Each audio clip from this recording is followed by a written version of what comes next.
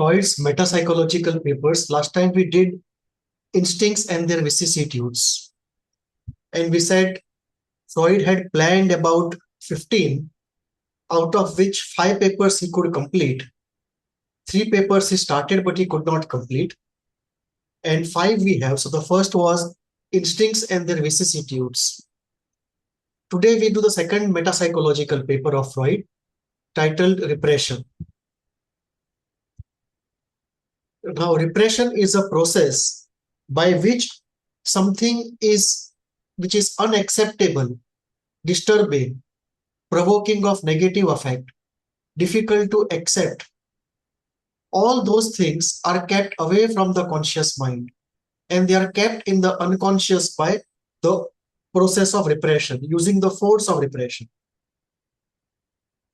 So repression is a process by which unacceptable, undesirable material is kept in the unconscious mind and prevented from coming into the conscious mind. So what Freud talks about is this in that paper. He says, repression is active, it is not passive forgetting. So Freud differentiates between passive forgetting of something that has occurred long back, something you have not used for a long time. There is a natural forgetting, and that is passive. Over a period of time, the memory erodes. But he says that natural erosion is not repression. That is passive forgetting. Tapering off of memory over a period of time, self-erosion. But repression is active, meaning something wants to come up and it is put down by a very active force. So something is in the unconscious wanting to come up and something is putting it down by a very active process. So repression is a very active thing where it is a two-force thing. Something is wanting to come up and something is pushing it down. So it is something is very active in the unconscious mind, but not able to come up in the conscious mind out of repression. So it's a very active process of putting things down, not a passive forgetting. Second, it involves force, counter-cathexis, meaning something in the unconscious mind already is cathected with a lot of libido and it wants to come up. And to prevent it from coming up, a more than equal force has to be applied, which is counter-cathexis. So it involves use of force, and therefore, the more things you repress in the unconscious mind, the more listless, demotivated, and energyless you feel. So, how we say it is not in the subconscious, but in the unconscious? It is the subconscious, sorry. I don't know. The point also may not be very important, but unconscious, subconscious, and conscious, no? No, conscious, pre-conscious, subconscious. Acha. Sorry, Freud uses the word unconscious instead of subconscious.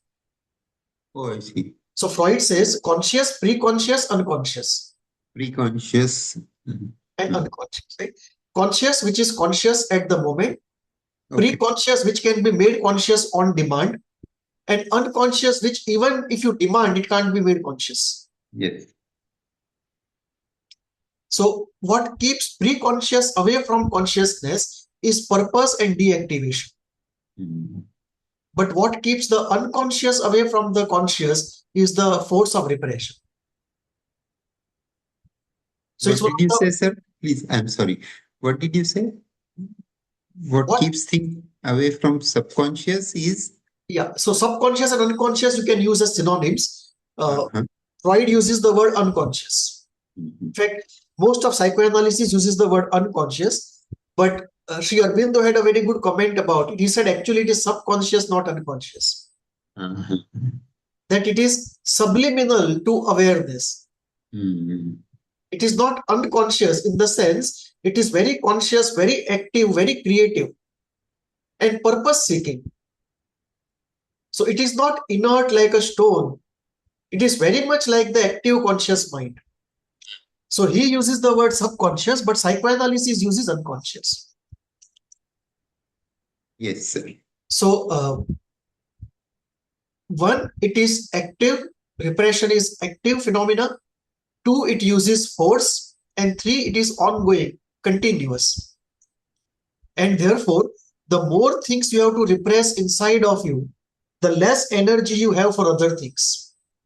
And the more listless and energyless you feel.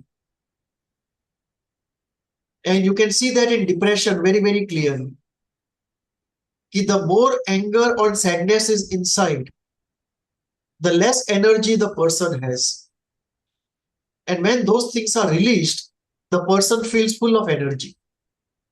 Because the energy which is generated, instead of being available for free use, is used up partly by anger and sadness and partly repressing. So they are like black holes inside the mind which suck away all the energy. And then when they become powerful, even more energy is used to put them down in the unconscious. So repression does not destroy the idea it represses, it only renders it unconscious. It's very, very important.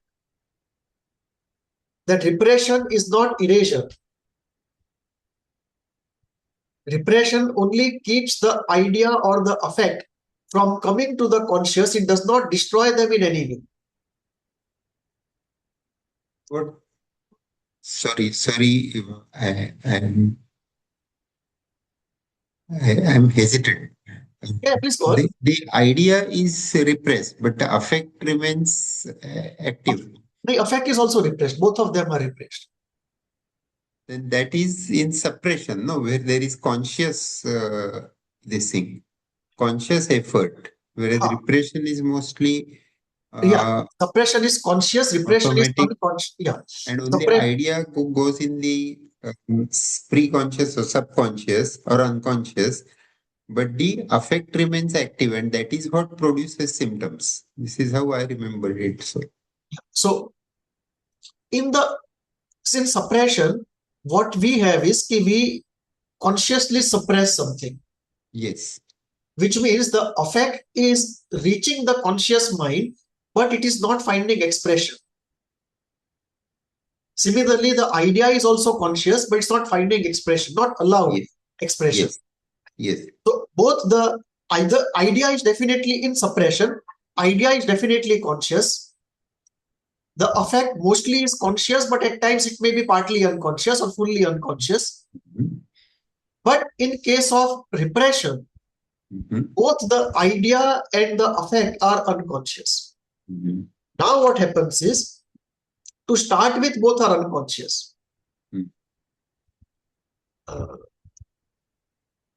Situation 1. Situation 2, idea has become conscious, but the affect is unconscious. That's situation 2 in repression. Situation 3, idea and affect both were conscious, but retrospectively, after learning something about it, either of it or both of it are made unconscious. Now let us say how it operates. Situation 1, which is most common, both the idea and the affect are repressed. So patient comes to us of depression and he tells us he had many fights with his father. But he does not remember them specifically. That is, the idea and the affect both have gone unconscious. Then after some sessions, he says he remembers the fight, but when he recollects it, he can't feel it. So the idea has become conscious, but the affect is still unconscious. And when the affect is fully conscious, he actually feels it clenching in his hands and legs, where huge volume of catharsis happens. So this is the progression in therapy. Now situation 2, the idea is conscious, but the affect is unconscious and the patient just does not feel anything. The classical case of isolation of affect. That the patient says, I can recollect everything, but I don't feel anything. Not only about these traumatic events, but nothing at all. And we fear that the patient might be just a few steps away from a psychotic isolation of affect where the face just goes mask-like. But many people just don't go that way. They stop at isolation of affect, never get into the psychotic range of isolation of affect. They never go into the blunting of affect. They just remain in the stage of isolation of affect. That is second. Third, the idea becomes conscious, but the affect remains unconscious, but the patient may not have insight about it. In isolation of affect, the patient has insight about it. That I am no longer feeling something that previously when I used to go and watch TV, I used to feel so good about it. Now I watch the cricket match again, I just don't feel anything about it. Otherwise, I used to feel so many feelings when I used to watch the cricket match. So he has insight about it. But let us say an OC patient comes to us and the idea becomes conscious, a bit of affect becomes conscious, but large amount of affect remains unconscious. So he feels he has been cured of the obsession. After a few months, he comes with a new obsession. Because the unconscious affect which was unhealed has found a new substitute.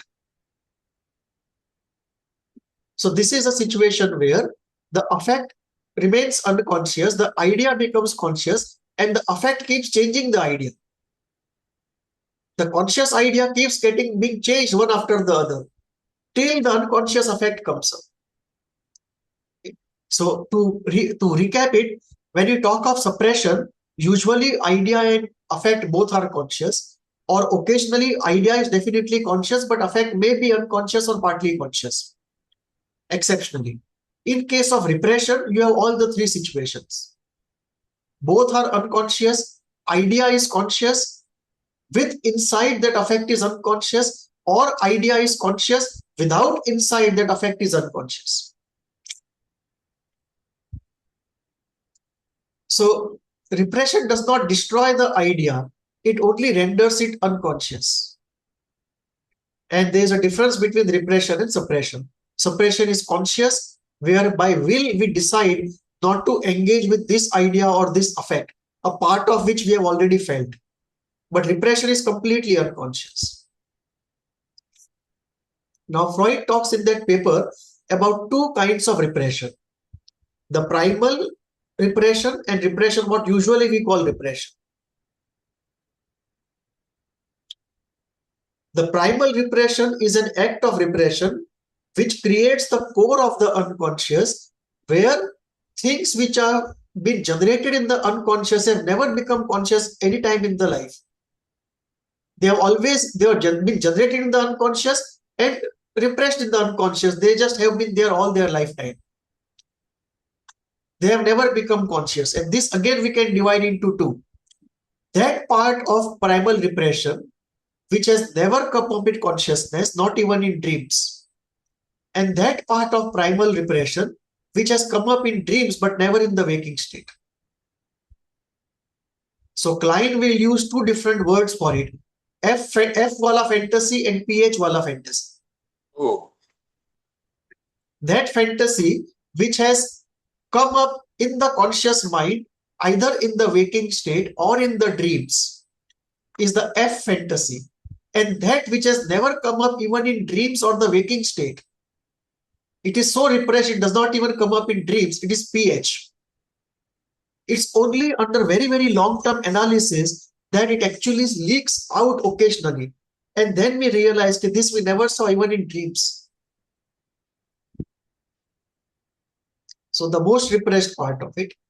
So the primal repression is where it is that kind of repression of such material which has never become conscious at all. And second repression is post facto. That what was once okay, after some years is retrospectively not okay, and therefore retrospectively it is repressed. And this is what happens to the Oedipus. That originally when the first time a few thoughts come, it may not be seen as so anxiety-provoking or guilt-provoking. But Freud says retrospectively it is seen as something completely taboo. Because for Freud, the essential repression of the Oedipal desire is to avoid castration anxiety, not to avoid guilt. Actually, guilt is created to serve avoiding castration anxiety.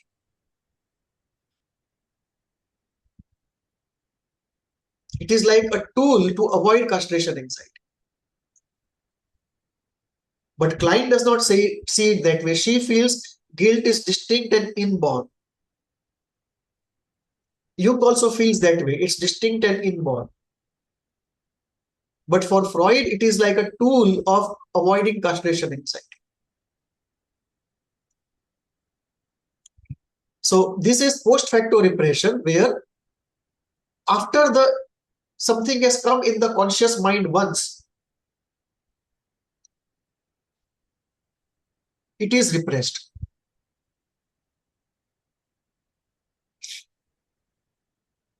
And repression spreads via associative links. This is very important. That anything that can get linked to the repressed material also over a time gets repressed. And therefore, there are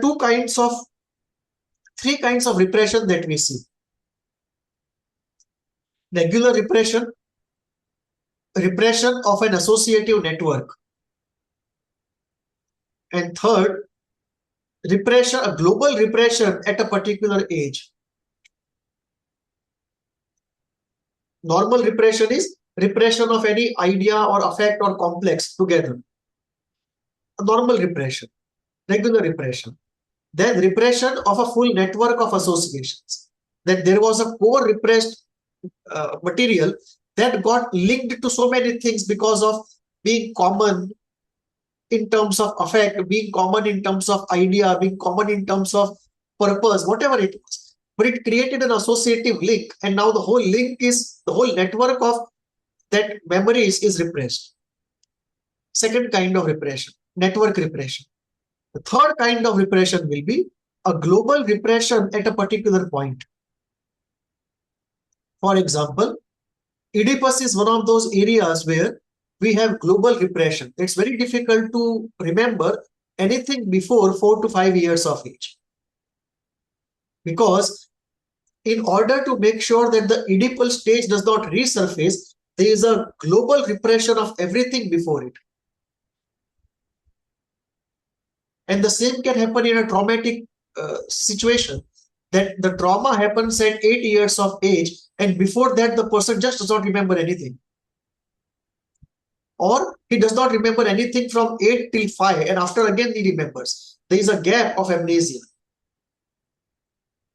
It's a circumscribed amnesia, but a gap. So you can have a universal cutoff of repression, or you can have a circumscribed amnesia of repression. So you can have these different kinds of repression: regular repression, network repression, circumscribed amnesia repression, or a global repression at any given point. That person says, before this age, I just don't remember anything. So we see different kinds of repression at work. It's a very primary defense in the unconscious. In fact, the unconscious is created out of repression.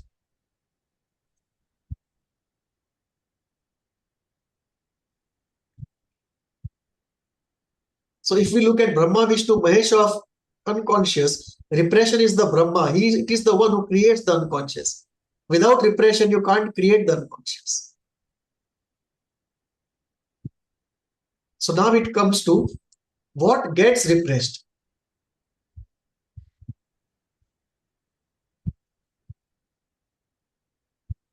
So Freud says instinct can get repressed partly or fully. Usually it is partly. Operation of instinct in a particular instance may get repressed. For example, let us say in somebody, the sexual instinct is repressed. And it is repressed only in certain situations, not repressed in other situations. That is part instance-based repression of the instinct. Or an idea may get repressed. Affect may get repressed. Both of them together constituting a complex may get repressed. or both of them are repressed, but some signal comes up in the form of a screen memory. That you have a visual of the childhood, but you don't know either the idea or the affect related to it. You don't know the story, but that visual comes up to you again and again and again. What Freud calls screen memories. So you can that kind of repression also, where the repression is not complete. Something still leaks out in the form of screen memories. Now, what is the process of repression? The instinct generates a wish, a desire. Ego evaluates it as unacceptable or dangerous. Step 3, ego mobilizes opposing energy, counter-cathexis. And step 4, that energy is applied and the idea or the affect or both together are pushed into the unconscious. That is how the process of repression happens. But very importantly, as we said, repression does not kill, it only suppresses, it only represses. And therefore, there is something which is always called return of the repressed. That what is repressed will not keep quiet. The return of the repressed always will happen. If not in dreams, if not in fantasies, then in symptoms. But anything that is strongly repressed always will have a return. If it is weak, it may not have a return. But anything which is high energy and repressed will always have return of the repressed. So how does the return of the repressed happen? 1, by symptoms, neurotic or psychotic. 2nd, by in dreams. 3rd, in sleeps. 4th, in fantasies. And 5, in hypnosis. And 6th, in art. In all these areas, the return of the repressed always happens. It slips out despite how strong the repression is. And usually, the return happens in a way which is distorted, symbolic, and it has undergone a compromise formation. Meaning, what wanted to come up, A wanted to come up, but the repression barrier will not allow A to pass. It will ask A to disguise itself enough that nobody can find out what A actually was. So A disguises itself and becomes B. Now this barrier checks. Will people be able to make out A from B? If the answer is yes, it will not allow to pass. So then A will turn into C. And again, this will check that if people see C, will they be able to deduce A out of C? If the answer is no, it will allow to go through. So what we will find is C, which is a disguised form of A. So the repression comes out usually in a distorted, symbolic way, disguised way. And there is a compromise formation at the repression barrier between the desire of the material to come up and communicate itself and the desire of the repression barrier not to allow it to go through. Between the two, there is a compromise formation. Then the repression barrier yields slightly and says, I will not just not allow you, I will allow you if you disguise enough. And the material also compromises that it's fine. I don't say either you allow me to go as I am or I don't go. So both of them enter into a compromise formation. And with disguise, the material, the return of the repressed happens. This is also the mechanism of dreams. This is also the mechanism of sleeps. Now something very interesting is there. Can repression always be horizontal or can it also be vertical? So if you look here, this part, this is how normally the repression is. That conscious, unconscious, this is the repression barrier, and it exerts a downward force to keep everything unconscious, unconscious. And if something wants to go past, it will not allow unless disguise is enough. only then it will allow to go past. So this is the normal repression, which we can call horizontal repression barrier. But can there be a vertical repression barrier? This happens in multiple personality disorders. That there is there is a vertical repression barrier, and it may split the whole personality into two, P1 and P2. And P1 won't be aware of P2 and P2 won't be aware about P1. It's a horizontal split, it's a vertical split in the psyche. Sorry. Normally we have a horizontal split, but here you have a vertical split in multiple personality disorders. And there may be a complete split where both of them are accessing their own conscious and unconscious. Or there may be a shared unconscious, but individual conscious. That both personalities P1 and P2 have their own conscious minds, like they access different parts of the conscious minds exclusive to each other. What part of the conscious mind P1 accesses, P2 will not access, and vice versa. But the unconscious is shared, and this unconscious actually manages both of them.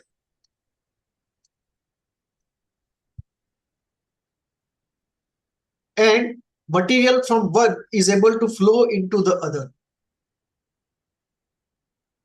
Here also there will be a shared part of unconscious where toggling will happen between P1 and P2. But material may not go through. It's a very small slice of the shared unconscious. I should actually do it. I should put here a small area of shared unconscious, which is actually managing and toggling P1 and P2, activation and deactivation. But they won't share it like this, where the material from both is passing through the unconscious, getting into the other. So you have a horizontal repression and a vertical repression. Yes. Can I have a coffee? Yeah. While the class is on? Please go on. Please go on. Please. Thank you, sir.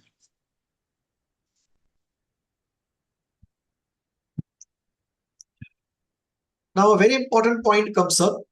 How do you differentiate between repression and disassociation? Is repression also a form of disassociation? Repression leads to dissociation, no? Yes, but because slowly we have realized that disassociation is far more common than we believe. Oh, yes. Yes. So the difference is that disassociation did not necessarily be unconscious. You can have in the conscious mind also disassociation, like lack of integration and presence of incompatible opposites is very common in human mind. Contradiction is very common to human nature. The strong word for that is hypocrisy, but that means that there is some sort of a cunning element to it. But even if you remove the cunning element, existence of contradictions in a person is very natural. It is only after a lot of conscious effort that integration happens. So integration is something that is not default. It is done after self-work. Yes. But disassociation is very common. And disassociation did not always be repressed. It can be conscious also. So repression in that sense is very special, that it is foundational in creation and maintenance of the unconscious. It is foundational even in case of multiple personality disorders. And disassociation plays a larger role in multiple personality disorders than in other situations. But you can have a simultaneous existence of repression and disassociation separate from each other. So it is not the same. It's better to have these two different words signify different phenomena than to club one and other as a synonym of each other. There are a couple of things. Yeah, Initially, I remember that Dr. Neki or Wig, one of them, he said that Indian mind is given to dissociation, and we are very much in the habit of dissociating. correct. That was one. And second was that is my particular personal query. Are there any studies or work in psychoanalysis which compare the Western versus the Indian, where repression and these phenomena are more or less, or are there any quantitative or qualitative differences, the way it operates, the defense mechanisms? Are there any Definitely, studies like that? I don't recollect, but definitely there would be. Okay. Because inconceivable ki such a common area would not have found Uh-huh. researchers to do it. Uh-huh. So I Uh-huh. don't recollect, but they definitely will be. Number Okay. one. Number two, some differences are easy to make out even by our general experience. Uh-huh. In general, all the collectivist societies Mhm. use repression more than individualistic societies. Right? Number one. Understandable. Number two, uh, the Western civilization at present is one of the least repressed civilizations. Yes. That is number two. Number three, difficult geography, difficult life situations can lead to extremes of very high repression or very low repression. And both of them may coincide together, coexist. That in certain areas of life you may have very high repression, and in certain areas of life you may have very low repression. Yeah. In Epstein very low, fields. yeah, in very low income groups you can see the coexistence. Right? That when it comes to sexuality, there may be very low repression. But when it comes to many religious practices, there is very high repression. That you cannot do anything but ABC. And you have to do it. The fear of the supernatural, all the fantasies of paranoia inside, all the catastrophic thinking going all the time and repressed very severely. So they may coexist, and there seems to be, it's a very interesting question. Does repression help, or is it an unmitigated evil? It does help. It does help because of two reasons. One is practical, in the sense, as Freud says, civilization presupposes repression. There is no civilization without repression. Civilization breeds neurosis. Yes. Mhm. So repression leads to both. Repression leads to civilization, repression leads to neurosis. So the question then is of optimum repression. And qualitative. Where what? Correct. What do you repress apart from how much? Correct. Very true. Very true. So one point there is that without repression, there is no civilization. Too much of repression, there is neurosis. In between is the golden mean somewhere. Between the line that connects civilization to neurosis. In between is some area where there is optimum repression. That is number one. Number two is the connection of repression to emotional depth and gravity in the person. And also creativity, depth of creativity in the person. That deprivation and repression in early life, not early life meaning very early life, let us say in teens. So deprivation and repression in the age group of say 10 to 25 often leads to depth in the personality, in emotional depth of the person, and very deep creativity. And it usually also leads to being very strongly founded in the foundation of mythology, culture, tradition, and the use of imagination. And when this kind of repression is not there, we see a corresponding fall in depth of art. Art becomes very superfluous. It doesn't even look like art because it is not produced by a mind which has experienced repression, deprivation, and has created the depth of deprivation inside. So the repression and deprivation also lead to that depth in the person. And then the output of the person always has that flavor of the depth. So that is a positive aspect of repression, that it creates depth in the person, overall emotional depth and artistic depth. I have two things to ask. One is, what is this MID, horizontal and vertical repression? Multiple MID, identity disorder. multiple identity disorder. And the second was hysterical psychosis. Where do we place it?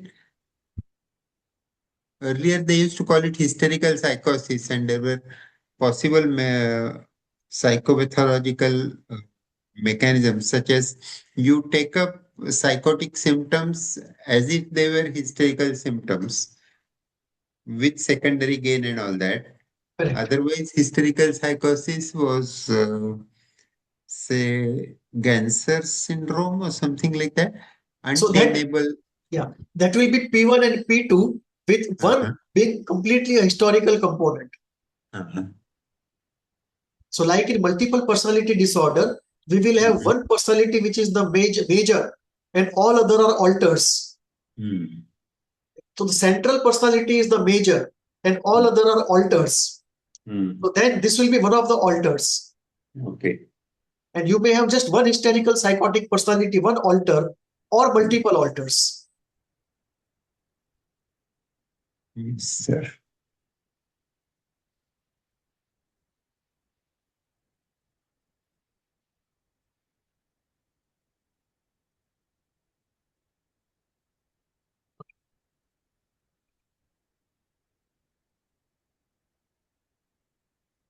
Now, one of the important elements which comes up here is the concept of anxiety. Because Freud talks about repression and anxiety. He talks about repression leading to anxiety. And this is something very different. Because usually we say that anxiety is of two forms, anticipatory and signal. Anticipatory anxiety means you are afraid of some event happening not in your interest. Not in your interest. Any event which can reduce your pleasure, you fear that event, the occurrence of that event. So anticipatory anxiety is associated with an event which you anticipate, which is likely to reduce your pleasure or pose a threat to your survival. Something which is not in your interest. So when you anticipate an event which will not be in your interest, you feel anxious. That's anticipatory anxiety. That I have to go to an exam and I feel very anxious because I anticipate the event that I will fail. I go to a stock market and I feel very anxious because I anticipate an event that my investment will be reduced in value. I have to drive the car for the first time and I become anxious because I anticipate an accident. I have to go to hospital to check on somebody's health and I become anxious because I anticipate losing him. So that is anticipatory anxiety. Anxiety related to some anticipated event which is not in our interest. The second is signal anxiety, meaning difficult emotions are wanting to come up from the unconscious, and as they start their journey, The rest of the unconscious becomes anxious. Okay, what will happen if this becomes conscious? And that anxiety covers it up. Now both of them are going like this. The anxiety is on the top and the real difficult emotion is covered up. And both are moving up. And this comes first in the contact with the conscious mind. Or this just gets into body. Like many people will say, today I am feeling very anxious. I don't know why, but I have palpitation. Which means that the signal anxiety, something is coming up. The signal anxiety has touched the conscious mind, but did not go into the mind. It took a turn into the heart. So in the conscious mind, there is nothing. The person says, I don't know why I am feeling so anxious. And I don't even know if I am feeling anxious. I just feel high heartbeat. And I feel unease. But if you ask me, am I anxious in my mind? I don't feel so. Or somebody will say, I just don't feel like eating today. I have lost the appetite. And I feel some gurgling sounds in my stomach. But I don't know, nothing is wrong with me. Which means the anxiety has gone into the stomach. So anxiety, that is signal anxiety, that some difficult emotion is coming up. Rest of the mind is anxious. That anxiety covers it up. Both of them come up. And this then produces symptoms of anxiety. But the cure to this is that you be ready to accept this emotion it is covering up. So if you say, I'm ready to accept, feel and let go, anger, sadness, guilt, or any emotion that is being covered up by anxiety, let me see what it is. And you will find it in some time. So the cure is acceptance, readiness to feel and let it go. And the cure for anticipatory anxiety is positive thinking. Because anticipatory anxiety is based upon negative thinking. So we see two types of anxieties, anticipatory and signal. And the cure to anticipatory anxiety is positive thinking. I am good enough. The world is a safe place. Nothing wrong is going to happen to me. I trust in destiny. That kind of. And the cure to signal anxiety is finding out what it is covering up, accepting that emotion, feeling it fully and letting it go. These were two concepts of anxiety. Now Freud here brings up two different ideas. Freud's initial idea was repression leads to anxiety. And the idea there was that it is like a fermentation process, that libido which is repressed undergoes degeneration. It's a fermentation kind of process, like something going sour slowly over time.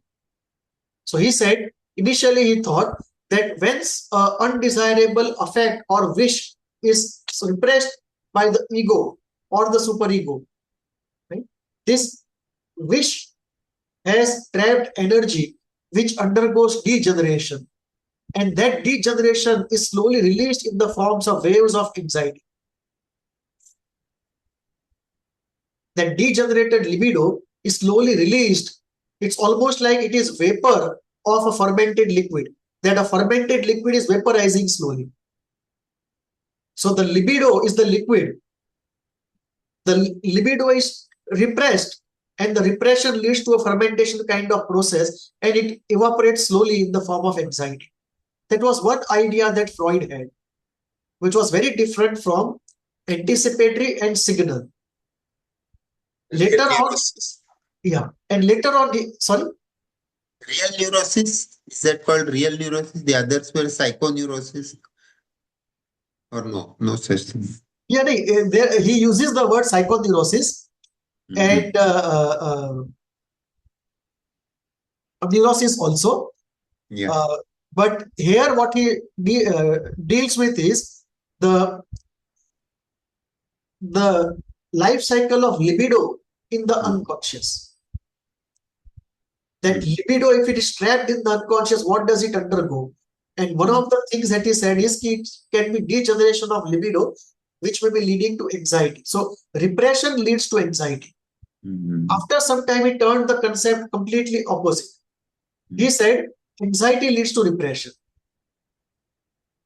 That we are anxious, that if this comes up in the conscious mind, we will feel unpleasant.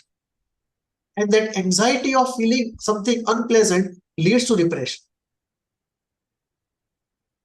That there is anxiety about something being coming to the conscious mind. And that anxiety has nothing to do with the degeneration and everything. It may just be a conscious process. It may be a half-conscious process. But anxiety related to something becoming vivid in the conscious mind will lead to repression. So then anxiety is a signaling mechanism in a way for something unpleasant to come up. So this is like a half concept of signal anxiety. Now repression actually becomes a part of the hydraulic model. And this is central to Freud, the hydraulic model. That it is like a hydraulic system of life energy or libido, and that is trapped in a complex, creating trauma, and it is released and the trauma goes. So the idea is like a magnet which attracts life energy, libido, and they become then together idea and affect. And together, the idea and affect, they are called a complex. So when we say a complex, it is basically idea plus affect. And the affect is linked to the idea in some sort of magnetic way. It cannot just flow free of the idea. It is trapped there. And when catharsis happens, this trapped energy is released and the idea floats free. So then what we see here is that the hydraulic model became, repression became a very central part of the hydraulic model. That something is repressed, and the repressed, when it's catharted out, it's like if you say law of conservation of libido. It is that kind of a model, law of conservation of libido. That libido which is free flowing can be trapped in a complex, and by the process of analysis, when that is released, again that's available as free energy for the person to do many things. Until it is trapped, the person feels listless, energyless, very anxious. So this hydraulic model is like a model of the psyche, which is based upon, indirectly, the law of conservation of libido. The repression happens in each disorder. No, before any other defense comes into action, Correct. It is the repression that will try to keep the anxiety down and the status quo structure will be. So repression is the first defense. It's the primal defense after the operation of which other defenses come into operation.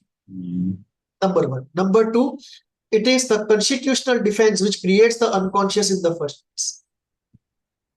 So in a structural sense, it's a constitutional defense. That without this defense playing its role, structurally the unconscious cannot come into existence.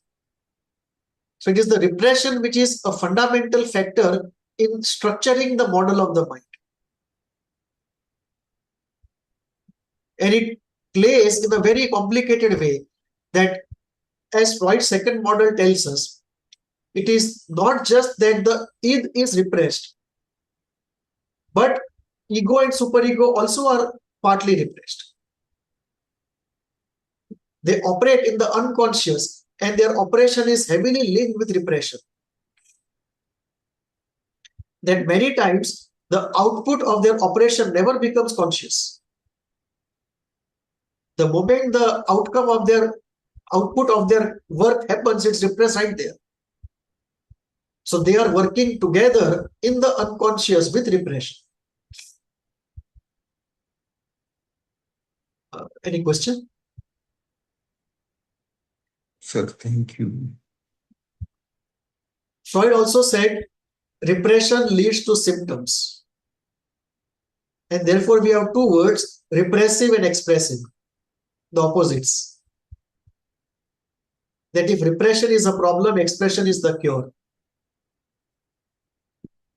But between the two are resistances to expression. And that is what take a very long time in therapy. Yes. Like it's a one-liner to say, ki all your suffering is because of repressed affect. Just let it go, feel it fully and let it go and you are done. But it's easier said than done. It takes Like months. Huh? we discussed some time ago, and you told me when I asked you whether all guilt is edible, then we did discuss and you clarified all guilt is not necessarily edible. Correct. It can be pregenital also. Correct. Excessive aggression. In our olden textbooks, they also used to say that obsessive compulsive disorder is a pre-psychotic condition because all three undergo regression. It is not only the ego that undergoes regression, but id, superego, and ego, all three are regressed. Very interesting. Therefore, magical thinking, symbolization, condensation, punishment, everything is so isolation, overdoing, and all that. So it is pre-psychotic, and that's why it was very hard to treat. Yeah. It's a very When we interesting way were, of looking at it. yes, sir. Many times I feel that what we have allowed to let go in last 20 years of progress, many of the concepts actually were correct. Absolutely. There was no Absolutely. need to let go. And some of the concepts I feel we should be bringing back. Like this is what you said, pre-psychotic. It's a very interesting concept because if you look at histrionicity, if you look at mania, if you look at certain forms of OCD, they are very, very pre-psychotic. And So that is one way of looking at it. Because these are things which actually shake the definition. yes, That should you base the definition completely on presence and absence of insight, or can you have some other factors also in defining these things? yes. The There nature is of what the person is doing, regardless of the insight, can that also be given some weightage? there is no alternative to considering some theory. You cannot be completely atheoretical, amoral, phenomenological. And psychodynamics, there is nothing as superior as psychoanalysis Correct. and milder version psychodynamics. So this is a very important area. I often feel, even in case of personality disorders, yes, I feel the negativistic personality disorder, and there was one more, they should be brought back. Because if we look the evolution of personality disorders, I think in DSM-3 or DSM-2 somewhere, there was this mention of negativistic personality disorder. I'm not aware, sir. Somewhere it was there. So like that, I think one or two we have removed in the evolution of that chapter. But many times we feel, I personally feel, we should go back and excavate those concepts back, very useful concepts. And reinstate this. Similarly, this idea of what do they call in DSM-4? Diagnosis on axis 1 and axis 2. Yeah, axis 1, 2, 3, 4, 5. So 1 is the episodic things and 2 is the PD. Cross section. Second axis is developmental, personality development. Third axis is medical condition. Axis 4 is stressors. Axis 5 is best functioning in previous year. Correct. And then there were two more contenders. One was defenses as a 6 axis, and then was the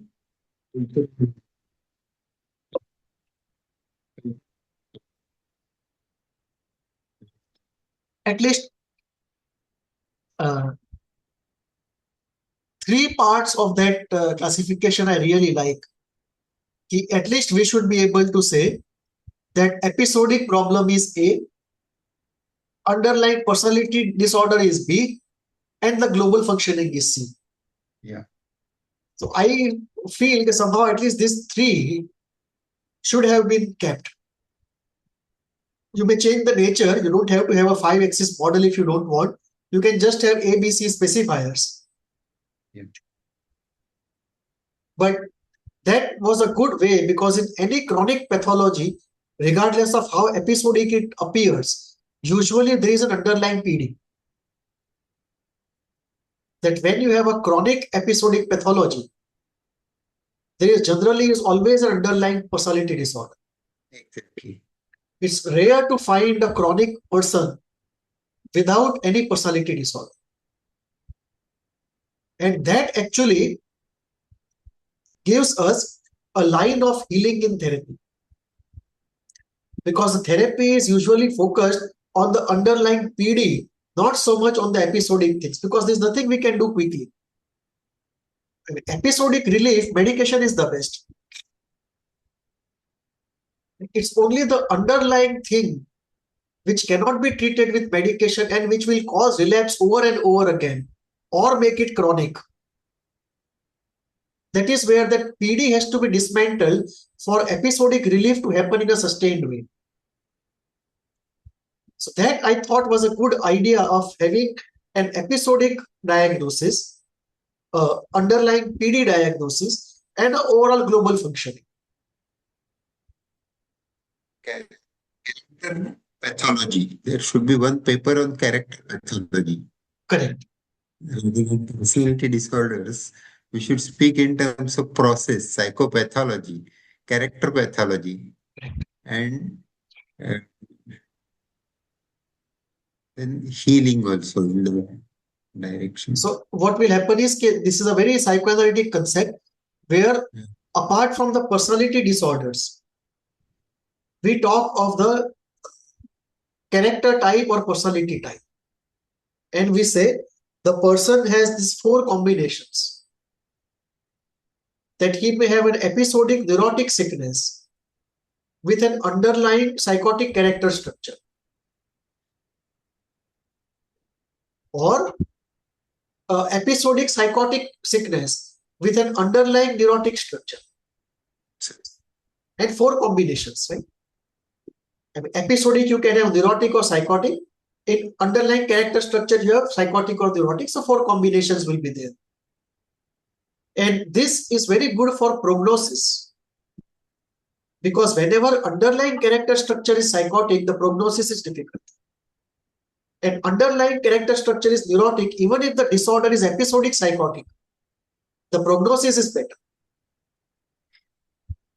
Last week, sorry, please. Last week, I was our psychologist, Dr. Mrs. Nene, Ujjwal Nene. She's also a sexologist. I had referred one patient to her. He's a very talented undergraduate with bipolar disorder symptoms with psychotic features. And when she told me that his human figure drawing is disaster, that tells me what I needed to know. That it will not be just like a smooth bipolar responding to mood stabilizers and whatever medicines, but underlying character pathologies. Yes. Yes, sir. So his disgust will save him. Huh? His disgust will save him because he expressed disgust. Now you know that something people is at work. Yes, so his expression that is disgusting will save him. It gave you an insight that something Oedipal might be at work. Okay, 1, he is referring to the human body. 2, he is finding something disgusting. So either something anal or something phallic. No, that was the psychologist lady who told me that his drawing on human figure drawing test was a disaster. Right. The person is improving slowly. Earlier 3-4 years he was under treatment elsewhere, and all doctors tell that story. So my friend didn't like that. She says all doctors are like that. They will always say that how some other doctors did not succeed and how I am succeeding. So forget that end of the story. But his grandfather is under my care, which the psychologist did not know that he has family history, bipolar. Very And interesting. this fellow, his mother is kind of dominating and expansive self-concept. She's the professor and head in college. She's dismissive, mean, and So not I so fever. so from a distance, if I deploy my narcissism, what I think of it is ki in all probability, the mother is a combination of narcissism, depression, mild depression, narcissism, and unpredictability. And this combination has created this bipolar in this person. And in all probability, there is an entanglement with the mother, and the disgust can have three possible roots. One is the Oedipal root, second is the anal root, and third, many times, disgust is also a cover of anger. Just like boredom is a cover for anger. That when you are sitting all alone and you feel bored, often anger is coming up inside and you cover it up with boredom. The same thing can happen in disgust, that anger may be coming up and you cover it up with disgust. But The anyway, unpredictability part of it is in his mother. The two are, of course, acceptable. The unpredictability, I will check. so the recipe usually for bipolar is very Mm, high sensitivity, early mm, life loss, and mm, unpredictable attacking mother. mm. This is the classical recipe for bipolar. Mother, early loss, and So what was the third thing? yeah, high sensitivity, early life loss, and uh, unpredictability, the mother being unpredictable and attacking. Attacking. Mm, And usually they are narcissistic. mm, And what happens then is ki, if it is a boy, the boy may get trained into either narcissism or dependence. And mm. if it is a girl, usually she gets trained in dependence. Because there is no way you can live with a narcissistic parent without getting trained into anything. They will train you into some PD or the other. It's like a university of PD. It is like staying in the seventh pit of the uh, python's stomach. Python who has stomach with seven pits, and it is like staying in the seventh pit of the python stomach. You can never come out. You come up one level, two level, three level, you're again pushed down. Correct. And that is where the psychotic fantasies often come up in Hmm. some psychotic patients who, along with psychosis, have Oh, experienced this also. oh. The fear of being engulfed, the fear of being swallowed.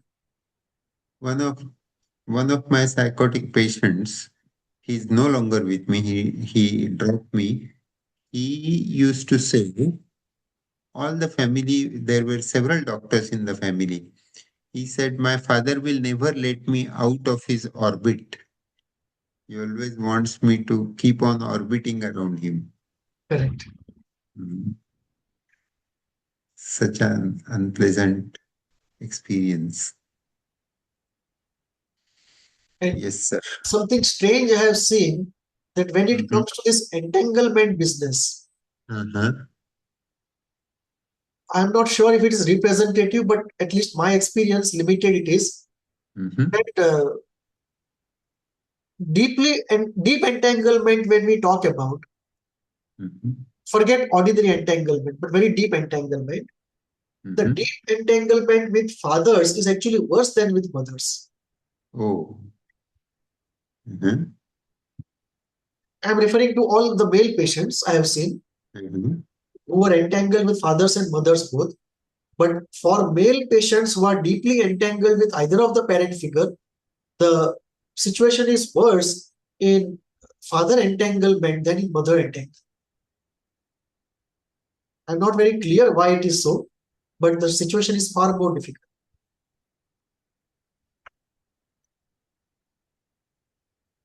Now, what does psychoanalytic therapy say about it?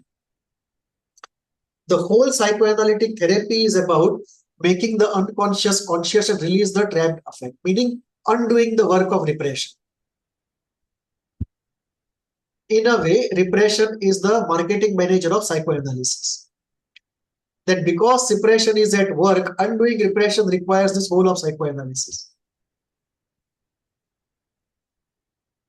Resistance itself is an evidence of repression.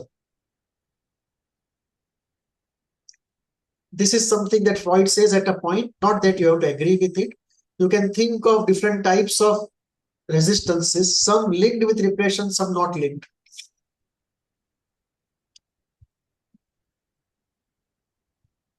Why repression happens? It may be to avoid pain, it may be to avoid anxiety. It may be a capacity question that so much affect is generated and the mind doesn't have the capacity to bear it. And therefore repression is necessary. So repression need not be always hedonistic. It may also be at the service of the system given the capacity. It may be the real life circumstances. There is no way but to repress. It may be because of masochism that you want to repress your aggression. And if you go on the eastern side, we will say even the karmic load will lead to repression. Because once you bring in the idea of karma, it will have an effect on all processes, including repression. How do you undo repression? What do you do in psychoanalysis? You do many things. All of psychoanalysis goes into it. But oversimplified, you can say self-acceptance and affect acceptance and reality acceptance. It's a what they call acceptance commitment therapy, ACT. That there are three acceptances on the way in a generic sense. Acceptance of the self as one is, acceptance of affect as they are bottled up inside of oneself, and acceptance of reality as it is outside and our place in it. Now, this is easier said than done. It's a lifetime of effort. I mean, these three words will take decades to happen. And some psychoanalysts will say that it's never complete. Your life will get completed, but these processes will not complete. So, self-acceptance, affect acceptance, reality acceptance. Now, the solution or the goal of psychoanalysis is to make the conscious, unconscious, conscious. And if you go deeper, you can look at it from a rational point of view. Okay, what are the cost benefit? What is the cost benefit analysis of repression? You can do an existential analysis that what choice does life leave with people but to repress? You can look at the mystical part.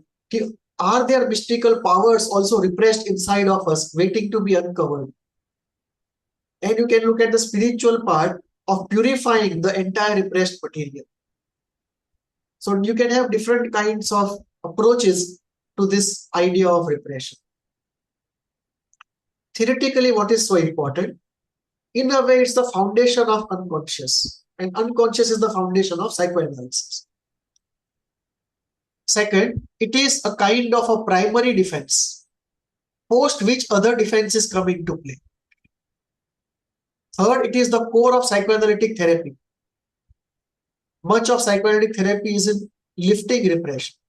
And this was later developed into this idea of Freud's idea of repression, this paper was later developed into a complete set of defense mechanisms by Anna Freud, who made a list of defenses, which we studied before, defenses in operation, the ego defenses. So this theoretically was then developed by Anna Freud, and then today people have different lists of what can be called a defense.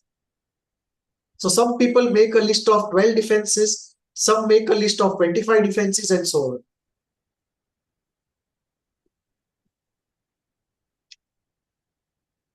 So quickly, we have done this paper of repression. I would say let's break for a cup of tea and then go to the next paper of the unconscious. Yes, sir. Thank you.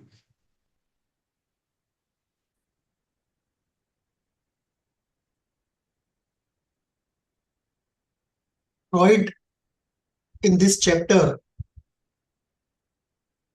in fact, restates what we have said many times before. Therefore, this chapter won't take much time because we have discussed it before. He says the unconscious, although unconscious by definition, it leaks out in hypnosis, dreams, sleeps, art, and free association.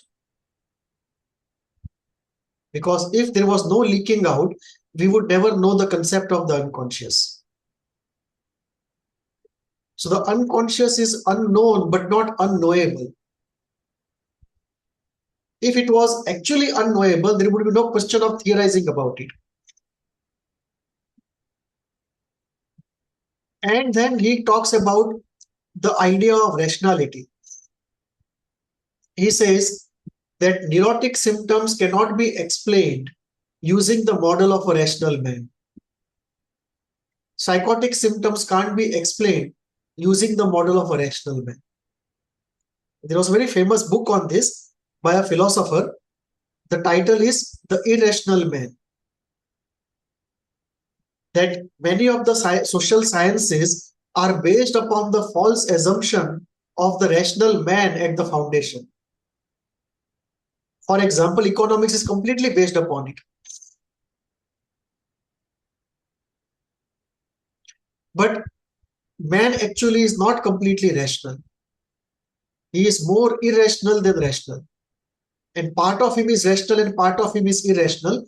But the irrational part is much bigger than the rational part. In fact, more often than not, the irrational part uses the rational part, creating a rational cover to further its own irrational objectives.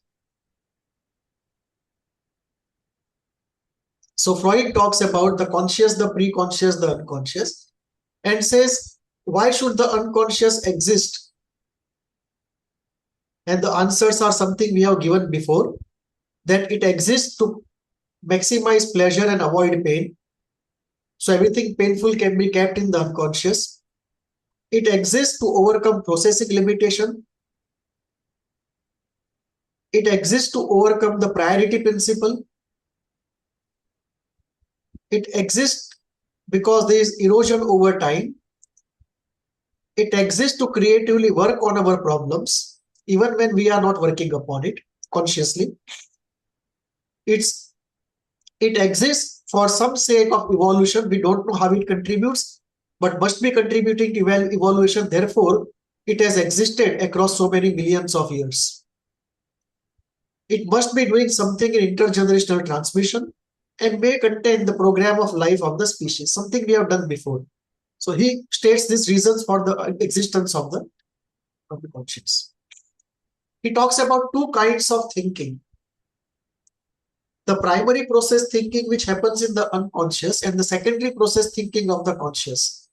And the primary process thinking actually is just extension of the pleasure principle. That in the unconscious, the primary process thinking happens and it seeks immediate discharge of tension, immediate pleasure without regard for reality, logic, or time. So the unconscious does not know the concept of time. Something which happened 25 years ago still can be equally fresh, as though it has happened just yesterday. Something that is completely unreal may seem very real to it. Take, for example, catastrophic thinking. The conscious mind knows that catastrophe is not going to befall you, but the unconscious mind keeps thinking in catastrophic terms. So even when the conscious mind does not sanction, the unconscious can defy the conscious and have its own will imposed upon the system. So it has no regard for reality, logic, or time. It may put together two very different things, that you can have a zebra and a human being put into one in the dream. There is no logic to it, but there is a logic of its own in the unconscious. There is no rational logic of the conscious mind, but the unconscious, even though childish, has its own childish language and logic, which may be irrational, but there is a logic. It's not rational logic, it's an irrational logic. Where do you find this primary process thinking? Freud says, apart from the unconscious, we find it in dreams, psychosis, and infants. At all the four places we find this primary process thinking. And this leads us to two insights from different people. Klein used to say that Freud's model of the infant is that of a micro man. That everything that a man is reduced to a micro scale. But Freud does not talk of transition from infancy to maturity. And therefore, the idea of this micro man is not a correct idea. In fact, we don't have the capacities of man, and we fumble and tumble through it to acquire them. And therefore, the child is not a micro form of the man. Rather, child is in building process. And sane thought, rational thinking, actually is a much later acquisition. Initially, it is the primary process and fantasy which constitute psychic action. So the initial psychic action processes are actually primary processes. Fantasy comes much before thought, rational thought. And the advent of rationality into the thinking process is a much later event. Initially, the thinking process is completely primary, full of fantasy. And similarly, Jung says that if we look at dreams and psychosis, then all of us are psychotic for 8 hours every day when we are dreaming. So every man is psychotic for 8 hours every day. It is just that when you open your eyes, you stop the process, and the psychotic is not able to stop the process.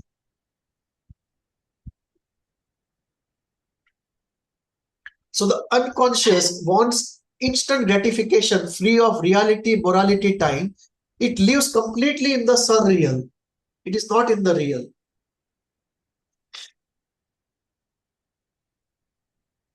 So what is the primary process constituted of? What are the characteristics of primary process? Freud says timelessness. Something 20 years back can still be fresh. Contradiction. Opposites can easily live together. Condensation. Strange things can be put together into one. Pleasure principle. Self-explanatory. Independence from reality. You can be anything in your unconscious independent of your real life situation. There was a movie, there was a TV serial called Mungeri Lal Ke Haseen Sapne. Mungeri Lal Ke Haseen Sapne. In a couple of episodes. Yeah. So nice there, yeah. So there is a reality outside and his own subjective world of dreams inside. Independence from morality. Symbolism and hallucination. Then you have representation. A thing can be represented or a word can be represented.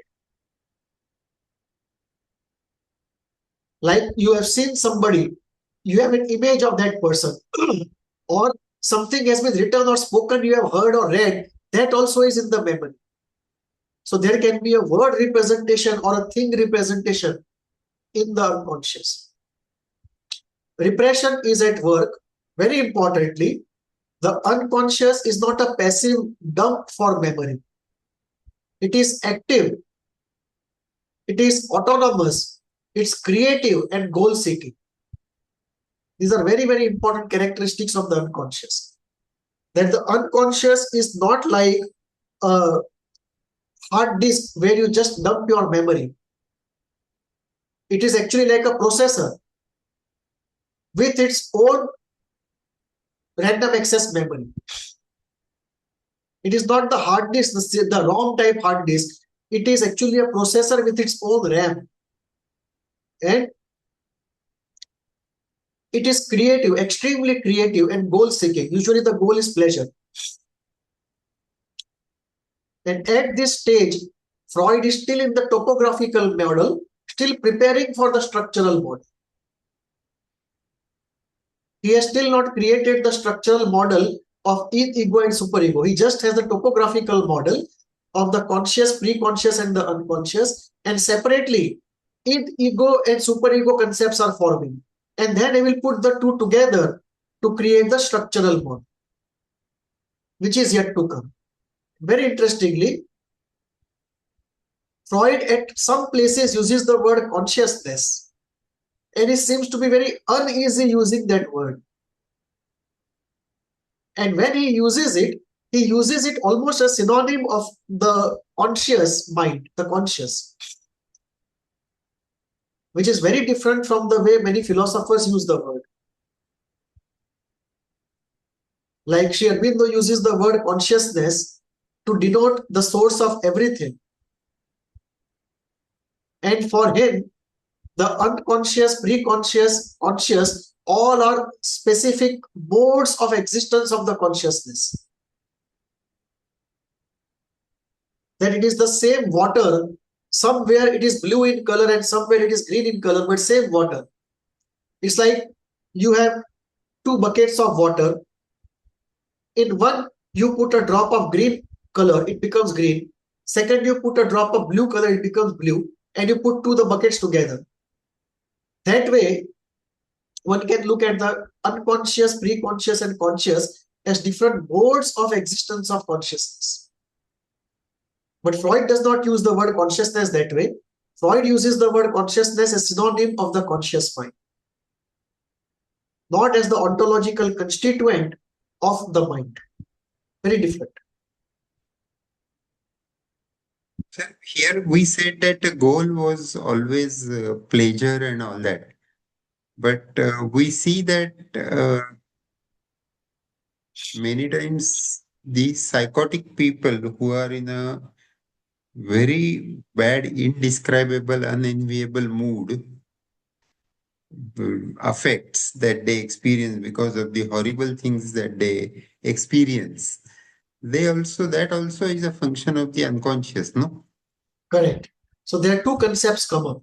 One is the concept of the trade-off, and second is the concept of vicissitude. For example, if you look at the suffering of the psychotic, then the question is, why doesn't he let it go? There are two answers to this. One, he can't let it go, it's beyond his capacity. And two, unconsciously does not want to let it go. Now let us go into it. In all neurotic problems and neurotic part of the psychotic problem, if they are attached together, Freud says there is always a secret enjoyment of the problem. Symptom comes as a solution. Yeah.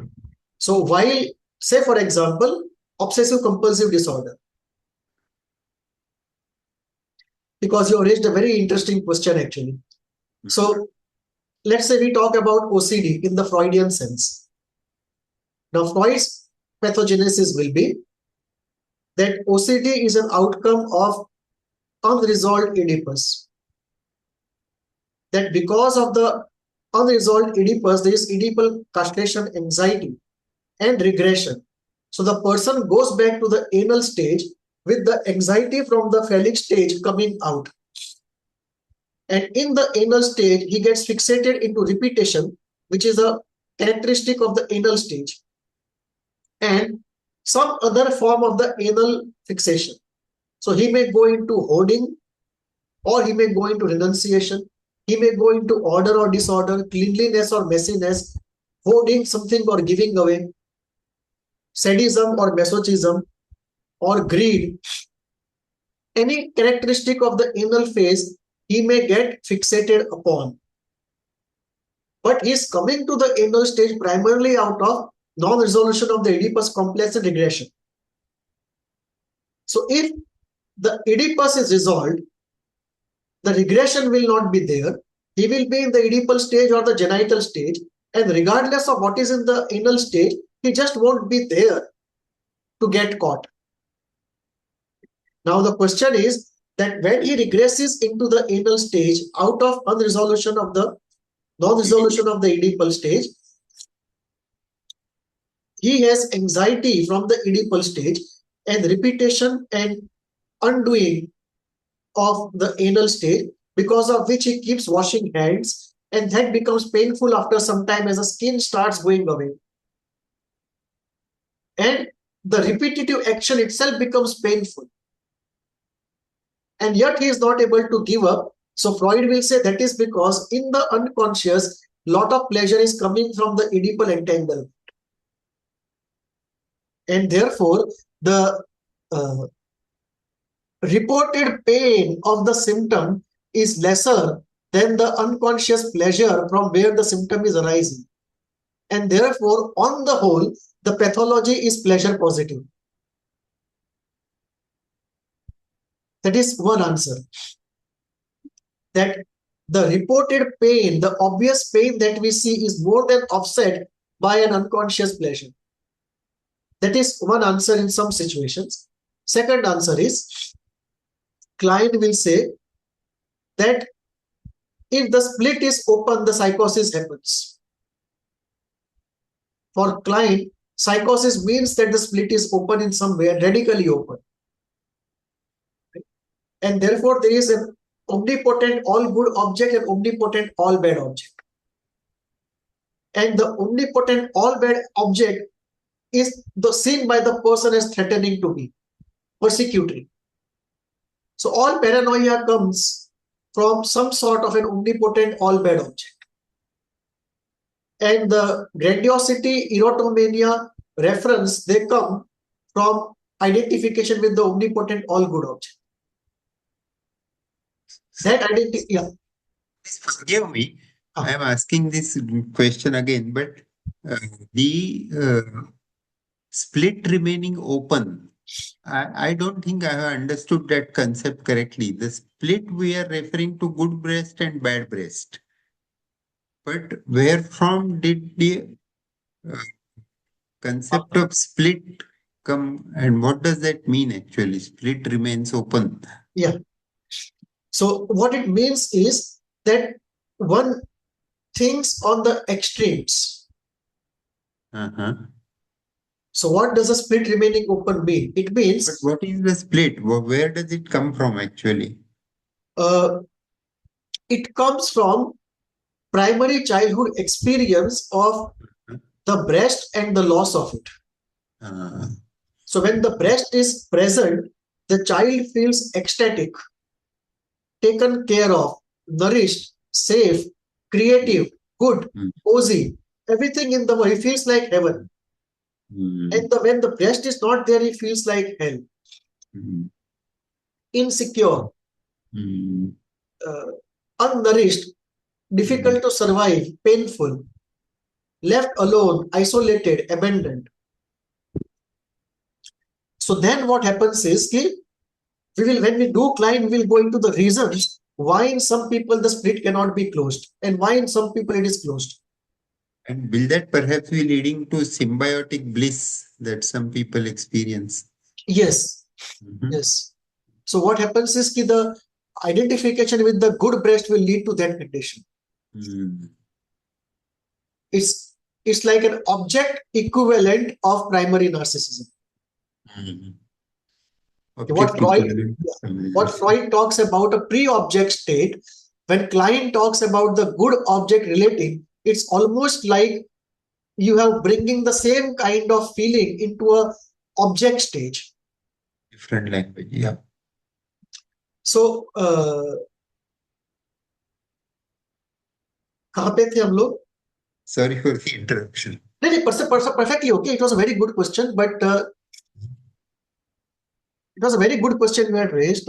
Actually, we have got it. I was coming to the trade-off. So first, you had raised a question about the pain and the pleasure.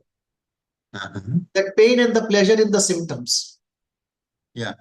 That if we say that the unconscious always wants to maximize the pleasure, then why do you have the symptoms? Because he either wants it or he doesn't have capacity. Correct. Yeah. So there are 3-4 answers to it. One is that in neurotic part of symptoms, the reported pain is less than the unconscious pleasure. That is one answer, that overall the pathology is still pleasure positive. Second answer is, if the split is open, then alternately the person experiences very good states, ecstatic states, and terrifying states. Now the terrifying states he reports as a problem, the ecstatic states he does not report as a problem. Only if he is having a bipolar kind of thing, we focus upon the ecstatic part also in mania. Otherwise, we don't focus on the ecstatic part. The problem there is that there is a trade-off. If he wants to let go of the terrifying part, he also will have to let go of the ecstatic part and close the split. The two will go together. The terror of the bad object and the ecstasy of the good object both will go together when he integrates them in a realistic way. Now, he is not ready for that trade-off because he is addicted to that ecstasy.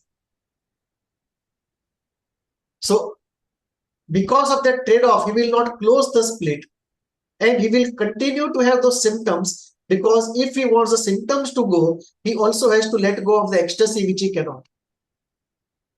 Because the moment symptoms are deactivated, for some time he is ecstatic, and that he does not want to lose. Second part. Now,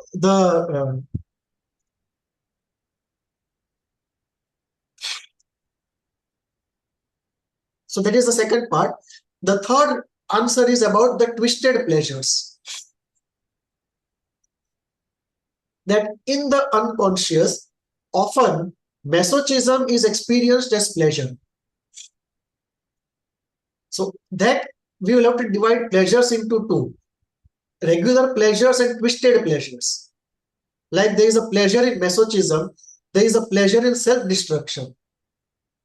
These are twisted pleasures. One might even call them pathological pleasures.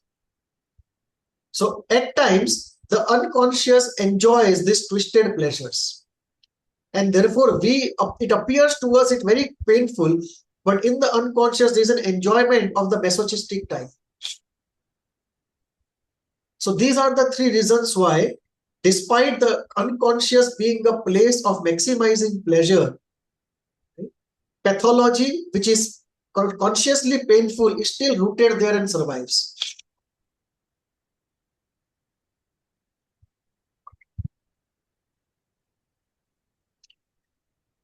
The third paper Freud talks about is mourning and melancholia. And it's very simple. Mourning is the healthy release of grief, sadness, and melancholia is what we call today depression. So mourning is what we today call as the grieving process, and melancholia is what we today call as depression. Mourning is a healthy process and melancholia is a pathological process.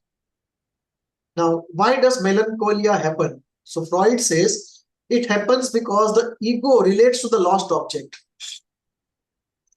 and the loss of a person or an idea is unbearable, and therefore the ego takes that lost object in and identifies with it. And now the sadness and the anger related to that object are now activated towards oneself. And this results in melancholia, which does not allow the normal mourning to happen. In fact, it's the other way around. When mourning is not possible, then there is no choice but melancholy. That a loss happens, substitution cannot be done, mourning cannot be done, and then the melancholic process takes over. So what happens there is, in melancholia, often the person does not consciously realize what he has lost. And the ego and self-esteem remains impaired for a very long time. And because he is identified with that object, all that derogatory things he wants to say about the object, now he says about himself. So self-criticism, self-flagellation, self-attack is very common in melancholia. Because all that he wants to say to that person that he has lost, now he speaks about himself. If he wanted to say to that person that you are good for nothing, now he says, I am good for nothing. And this is also this can also be a mechanism in dependence. That an early life loss, unbearable to accept, you take that in a melancholic way. And the anger towards that person where you wanted to say that you are good for nothing, now you say to yourself that you are good for nothing. So the low self-esteem, acquisition towards oneself can also be a turning inwards of what was to go to him. Yes, please. We don't say that depression is masochism, manifestation of masochism. No. Melancholia is not masochism. No, he links it. Because Freud gave two explanations of depression in his lifetime. Before he came to the life instinct and death instinct model, the depression explanation was this, that loss of an ambivalently cathected narcissistic object, what we discussed the other day, that you have a narcissistic relationship with somebody and it is ambivalent and you lose that person. And you cannot substitute, you cannot more. So the only way is to deny the loss. To deny the loss, you have to take that person in and identify. But in the process, all that was towards him now becomes towards you. So your revenge that you wanted to take from him, now you take from yourself. It's an auto revenge. So that was Freud's explanation of depression, that anger towards a lost object now turns towards us. And that results in depression. This is first explanation before life and death instinct. Once Freud came to life and death instinct, because life and death instinct is just 2 steps away from mourning and melancholy. I did not get the last one. What did you say? Before Freud came to the concept of life and death instinct, this was his explanation for depression. That anger towards a lost object, it turned back upon ourselves. Yes. That is his explanation. And now, what did change after life and death instinct came into? 2 things changed. He started believing that many things that we called unpleasure is actually pleasurable in the unconscious. And he said that masochism is an outcome of the death instinct. And depression, which is chronic, also has a component of the death instinct. That there is a secret pleasure in that suffering. So his explanation after death instinct was that death instinct leads to masochism and depression. So that was his second explanation of depression. And in that explanation, he does not talk about losses. He talks about the quantum of death instinct. And how much of that quantum is not neutralized by the life instinct. Because he talks of it like two strands are flowing. This is the death instinct, this is the life instinct. And they meet each other and they neutralize. He called it coupling. But suppose the death instinct in volume is high and the life instinct cannot neutralize it, then the excess death instinct remains unneutralized. Or the coupling does not happen. For some reason, they decouple. Life instinct is separate, death instinct is separate. And now the unneutralized death instinct leads to masochism, melancholia, and depression. So that was a different explanation of the same thing. So what happened was, mourning and melancholia is like a junction. So Freud, till mourning and melancholia, is a Freud of the pleasure instinct. But mourning and melancholia, Freud says that many people who came in the Second World War from the battlefield to him for analysis, they kept repeating the same sad stories over and over again. So initially he thought they were trying to master it bit by bit. That every time they go back and relive those traumatic events, they master some percentage of it, maybe 5% every time. But later he realized that this is not true. What he realized was, actually what he thought was, that people secretly love doing it. There is a gleam in their voice, often in their eyes, when they talk of traumatic things. So the gleam in the sound or gleam in their eyes is not appropriate to affect. So he felt that there is a masochism at work out of death instinct. So he felt that many people are into chronic depression because there is secret enjoyment and death instinct is very high. So he took a turn, and therefore mourning and melancholia and death instinct, and then civilization and its discontents. The three are like post-pleasure Freud. Before that, everything is the pleasure Freud. And mourning and melancholia is like a turning junction. And then you have the elaboration of melancholia, masochism, depression out of death instinct, and the idea of twisted pleasures and masochism. That there is secret pleasure in destruction, in inertia, in self-attack, in masochism. And this secret pleasure is the result for their being chronic. So melancholia and mourning and melancholia is like a junction between the two. On one side is the pleasure Freud, on the other side is the death instinct Freud. And in between is the changeover, the mourning and melancholy. It would be interesting to know when did his cancer was it detected? Yes. I often wonder, George Orwell, 1984, that novel, he wrote a very dystopic novel. He was in India, a Britisher born here and raised here or something like that. And he was very weak and suffered from tuberculosis and died at the age of 32 or so. I believe, well, let me play devil's advocate, okay? Ah,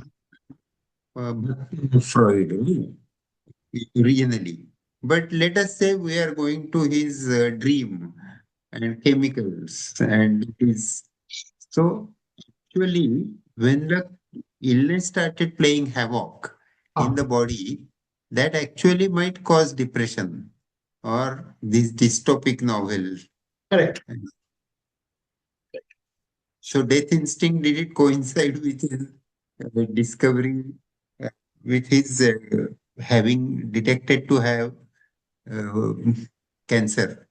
It's a very interesting question. I actually don't remember the date of cancer, but it will be very interesting to see when the so-called death instinct started working in him vigorously. Was it that time that he conceptualized this? If it is not a distraction, let me forgive me. 2 minutes. In 1990, my stomach problem started. No gluten, no lactose, and all that started with on a single day when I ate prawns and something, and I was traveling, and that finished. But before a week before that, actually, I was getting unexplained death ideation, not suicidal, but death ideation. And I even mentioned it to Dr. Vinod Savule, who was my teacher. He actually instilled all Freud's in my mind. So I told him, I don't know why am I thinking of death. I was just 34 then. I said, it is too early. Correct. And in a week's time or 4 days' time, I had that episode, and uh, perhaps the psychosomatic solution was found, and then slowly depression Correct. relieved. But Something like it's a very interesting thing to go into, because it's, in a way, it's almost like a somatic premonition. yes.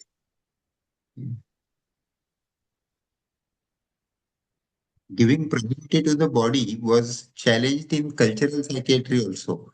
When Raghuram wrote paper, Raghuram from Nimhans, he said, or Mitchell also was with him, that it is not right to say that uh, depression has higher status than somatic complaints. Somatic complaints can be primary and depression can be secondary, Correct. either in magnitude or in appearance or in causation. True. That is what. So, let us say against the mainstream. Let us hear the dissenting voice completely Right. and then decide what to do about it.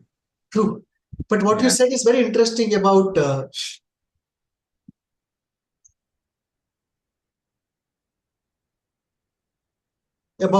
death and then the intolerance, Yes. The, the, because it's almost as though a part of you died, whatever and a happened. month before that, I had to take a long journey to Amalner from Pune. You know, place called Amalner in Khandesh, beyond Jalgaon, near to Dhule side or Gujarat side. And Amalner, that's a textile place. And in an ambulance, I had to get a sick relative back to Pune. It was a harrowing journey. And there I realized that I couldn't have ice cream. It gave me nausea. Then I couldn't enjoy beer, which otherwise I could. So it's like a part of you died, Mm, psychologically speaking, yes. before the intolerance happened. Yeah. Because the psychological story can be is that a part of you which was alive till then, who was enjoying everything, for some reason, a part of that original person died, and the new person who was left behind could not enjoy certain of the things that the past person enjoyed. True. And that may have to do with sadness or guilt, some event or a chain of events, something happened. Hello? Victim of bullying. Sorry? Victimization Correct. and bullying. The repetition of the childhood drama. So The something, heart surgery, the heart surgery, so good.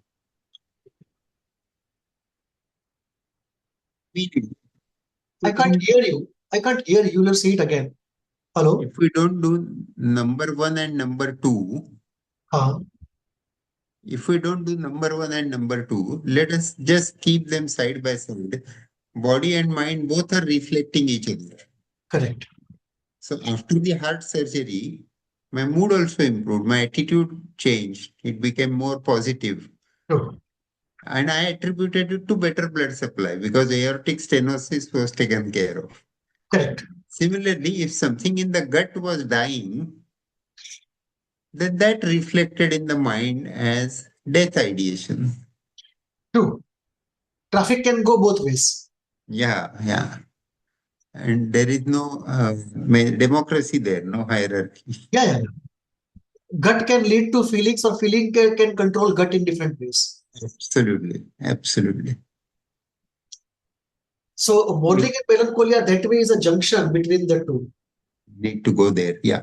Yeah, and the journey in therapy is from melancholia to mourning. Absolutely. So Analysis does is convert unique misery into ordinary unhappiness. correct, correct. So it is from, Melancholy. yeah, from unacceptable unknown misery to acceptable known misery, Yes. and often it leads to suicidal ideation, attack-led. So depression, we can look at it different ways. Like Freud looked at it in two ways: anger turned inwards and preponderance of death instinct. These were two ways Freud explained depression. Klein explains it in a different way, that it is the loss of the good object or attack of the bad object. Now, other ways of explaining depression can be, if we can have a attack-led, anger-led depression, we can have a hopelessness-led depression, we can have a sadness-led depression, or a guilt-led depression. And a guilt-led depression easily can have a guilt-led denial or a guilt-led denial of getting well. This happens often in case of people who lose their partners young. Let us say a husband loses his wife at the age of 35. And he is depressed for 2 months and he comes out of it. And this enormous guilt. How can you just get well so soon and start looking at other women?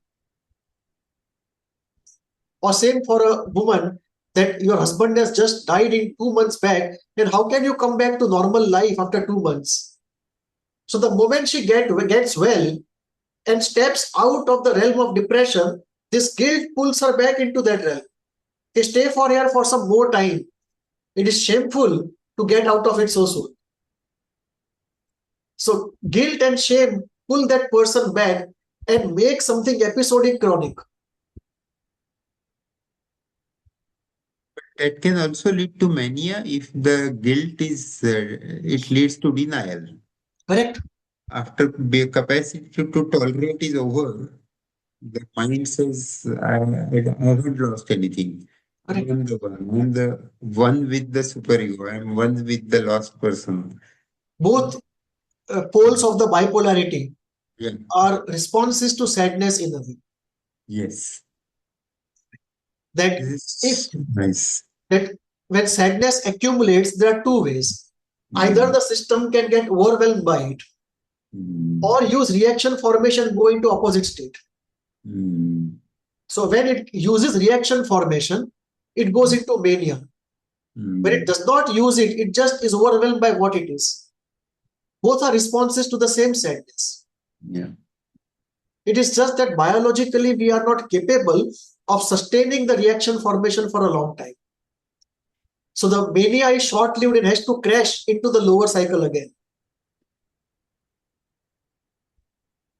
But there are people who I have seen where only the higher cycle is seen and the lower cycle is minor. And I used to always say, it is possible not to have a major lower cycle or have such a minor lower cycle, it's difficult to even find the lower cycle. And this goes against the biological fact that we can't sustain the high states and high states have to crash. It's not universal. So, in fact, one of the persons known to me, I had sent her to a psychiatrist. She was also a therapist. And I told her, कि भाई, why don't you get treated? Why doesn't he treat you for a bipolar? She said कि he doesn't just see the lower cycle. And he says, if there is no lower cycle and I give a mood stabilizer, what if it induces it? So he would not give that. And she was always on the edge, treated only by anti-anxiety medications when there should have been probably a mood stabilizer. But because the lower cycle was not seen, the mood stabilizer was never given. Because preponderance of the higher cycle is not there in the DSM. But now in ICD-11, they have this. In ICD-11, they have recognized that you can have a higher cycle only problem or a major higher cycle and a lower minor cycle. Sorry, minor lower cycle.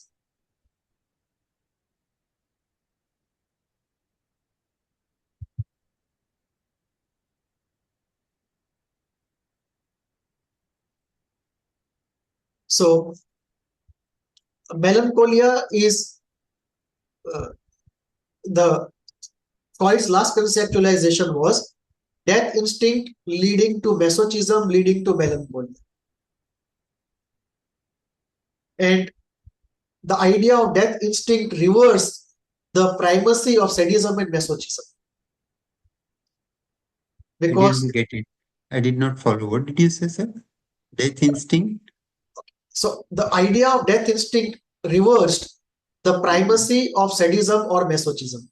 Like before Mourning and Melancholia, if you look at the pleasure Freud, in the pleasure Freud, sadism was primary. And I wanted sadistic pleasure. And if I could not find it, then I become masochistic and I enjoy my sadism by identification. So masochism was a twisted way of satisfying sadism. Sadism was primary. Masochism was a derivative. Once death instinct was conceptualized, masochism also became primary. And now you could even have situations where the person wants to enjoy masochism but becomes a sadist to enjoy masochism by identification, which was not a possibility in the pleasure model. So in a way, it put both sadism and masochism at equal parity.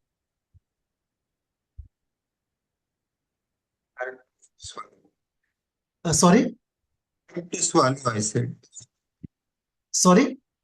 Hard to accept, difficult to accept. Correct. That So mother commits suicide with the child, and then you call it collective suicide. This is not collective suicide. This is murder and suicide. correct. Correct. Correct.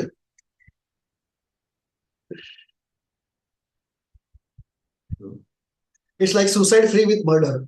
Sorry, murder free with suicide. Yeah. That is very true. Very true. So this is how Freud conceptualized mourning, melancholia, and death instinct. That at the Yes. root is death instinct, then you have masochism, and then you have melancholia. And mourning is on the other healthy side. So it gives rise to the idea of twisted pleasures. Something that is not at the first sight pleasurable, actually something avoidable, abhorrent, but secretly pleasurable in the unconscious. In India, we would call it Karun Ras. Melancholia is not looked upon as pathologically in the Indian aesthetic tradition as it is looked upon in the Freudian writing. In fact, if you look at the rasa theory, Okay. then Karun Ras is actually one of the rasas. Yes. It is a sap of suffering. It's a secret pleasure of tragedy on which the Greek drama also was built. Yes. The Greek drama also was built upon the enjoyment of suffering, the tragic. So the Indian idea is slightly more inclusive of melancholia. It is not seen fully pathologically. in a ras theory context seen as one of the rasas. Of course, if the rasa consumption goes beyond the point, it is pathological. But the idea that it is given the suffix rasa makes us feel it's looked at more inclusively than as a just abhorrent pathology. We are not as cruel, stigmatizing, and violent as the Westerners are. Sorry for saying this. But their paintings on the ceilings of the church in Rome also are so violent. Everywhere there is murder and saints were burned around. All societies are like that. Our societies also have done that. So one of the remarks that Jung makes, we can bring it in before we stop for the day. Okay. It is Jung made this remark that the Western thinking is essentially bipolar. Did not use these words, but this was the intent. Understand. That it is at the extremes. It is the God and the devil. And the devil is excluded, abhorred, looked at as something sinful, avoidable. And there is no space for synthesis of the devil in normal sense. In the Kleinian terms, it is a society which split open.